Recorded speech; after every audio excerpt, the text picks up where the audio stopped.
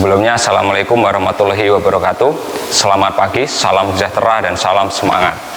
Nah, bertemu lagi dengan saya Wahyu Adi Sukrisno dalam mata pelajaran Sejarah Wajib untuk kelas 11 program studi IPA. Nah, bagaimana kabar kalian hari ini? Semoga kalian hari ini masih diberikan kesehatan, masih diberikan kesempatan untuk dapat mengikuti pembelajaran pada hari ini. Nah, sebelum kita mulai pembelajaran, marilah kita berdoa agar dalam kegiatan pembelajaran hari ini kita diberikan kelancaran dan kemudahan oleh Tuhan Yang Maha Esa. Nah, berdoa mulai.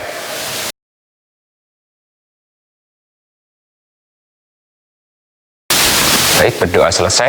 Nah, sebelumnya kita sudah mempelajari mengenai Perang Patri yang terjadi di Sumatera Barat, di mana Perang Patri ini merupakan perang yang terjadi antara kaum adat dengan kaum Patri. Nah, untuk hari ini kita akan kembali belajar mengenai sejarah bangsa Indonesia, tepatnya adalah mengenai Perang Bali atau Perang Puputan yang terjadi di Tanah Bali.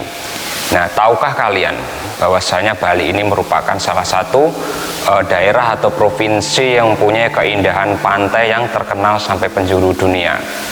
Bahkan pada abad ke-20, nama Bali ini lebih terkenal daripada nama Indonesia.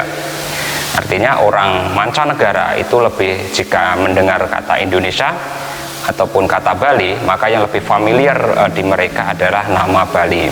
Nah, akan tetapi kalau kita melihat dari sejarah perjalanan bangsa Indonesia, pada abad ke-19, Bali ini belum banyak menarik perhatian bangsa Barat untuk menanamkan pengaruhnya. Nah, baru sekitar tahun 1830-an, tepat ketika pemerintahan Hindia Belanda berkuasa, Belanda mulai menanamkan pengaruhnya di wilayah Pulau Bali.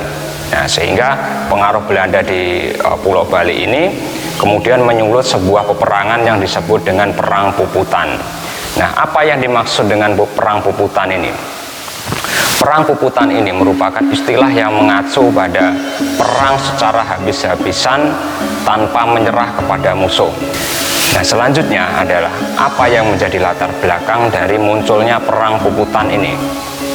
Nah, secara garis besar, latar belakang terjadinya Perang Puputan ini adalah kegigihan Raja-Raja Bali dalam mempertahankan hak tawon karang. Nah, hak tawon karang ini merupakan hak yang dimiliki oleh Kerajaan Bali, di mana ketika ada kapal yang terdampar di wilayah kekuasaannya, maka harta benda di kapal tersebut menjadi milik kerajaan di wilayah Bali atau wilayah kekuasaannya. Nah, selanjutnya adalah bagaimana jalannya perlawanan atau Perang Puputan yang terjadi di Bali ini. Jadi secara umum Perang Puputan ini terjadi dalam 3 tahap ya, atau 3 fase. Yang pertama adalah pada tahun 1846, yang kedua adalah pada tahun 1848, yang ketiga itu adalah pada tahun 1849. Nah, selengkapnya marilah kita bahas berikut ini. Nah, pada tahun 1839 Belanda meminta kepada seluruh kerajaan di Bali untuk dapat menghapus hukum hak tawon karang. Sebagai gantinya, maka Belanda memberikan sejumlah uang kepada kapal-kapal Belanda yang terdampar di wilayah pantai Bali. Nah, Raja-Raja Bali pun menyepakati perjanjian tersebut. Namun di lapangan ternyata Belanda ini tidak menepati janjinya. Nah, sehingga pada tahun 1844 Raja Buleleng, yaitu Raja Gusti Ngurah Mada Karangasem, ini kembali merampas kapal Belanda yang terdampar di pantai Bali. Nah, melihat hal tersebut, maka Belanda meminta kepada Raja Buleleng untuk mengembalikan hasil rampasan tersebut. Nah, akan tetapi apa yang dilakukan oleh Raja Buleleng? Raja Buleleng ini tidak menghiraukan ultimatum yang dilakukan oleh Belanda. Bahkan Raja Buleleng dibantu oleh patihnya yang bernama I Gusti Ketut Jelantik ini melakukan perlawanan besar-besaran terhadap pihak Belanda, sehingga perlawanan tersebut tidak dapat dihindarkan antara pihak Belanda dengan pasukan dari Kerajaan Buleleng yang dipimpin oleh I Gusti Ketut Jelantik. Nah, pada serangan yang kedua ini, maka I Gusti Ketut Jelantik ini menjalin kerjasama dengan kerajaan-kerajaan Bali. Contohnya adalah menjalin kerjasama dengan Kerajaan Klungkung, menjalin kerjasama dengan Kerajaan Gianyar, terus ada lagi menjalin kerjasama dengan Kerajaan Karangasem. Nah, dengan pasukan gabungan tersebut, maka pasukan dari I Ketut Jelantih ini dapat menggempur habis-habisan pos pertahanan Belanda, sekaligus dapat menawan para serdadu Belanda. Nah, dengan ditawannya para serdadu Belanda ini, pada tahun 1848, Belanda kembali mengirimkan pasukannya untuk dapat membebaskan para pasukan yang ditawan oleh I Gusti Ketut Jelantih, serta meminta bahwasanya benteng yang sudah dibangun oleh rakyat Bali ini untuk dapat dibongkar. Namun ultimatum tersebut itu tidak dihiraukan oleh pasukan I Ketut Jelantih, sehingga terjadilah pertempuran habis-habisan untuk dapat merebut pertahanan benteng Belanda.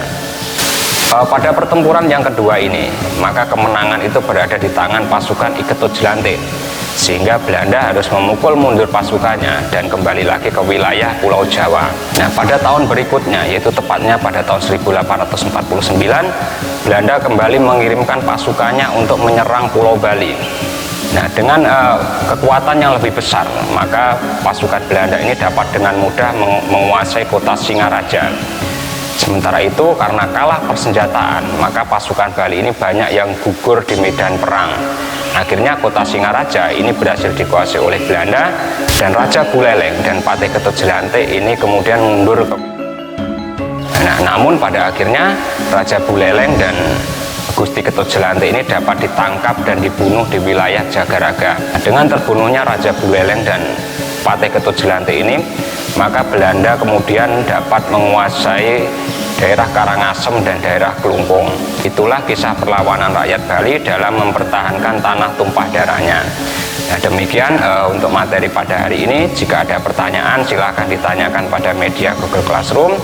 Ada kurang lebihnya saya mohon maaf. Terima kasih. Assalamualaikum warahmatullahi wabarakatuh.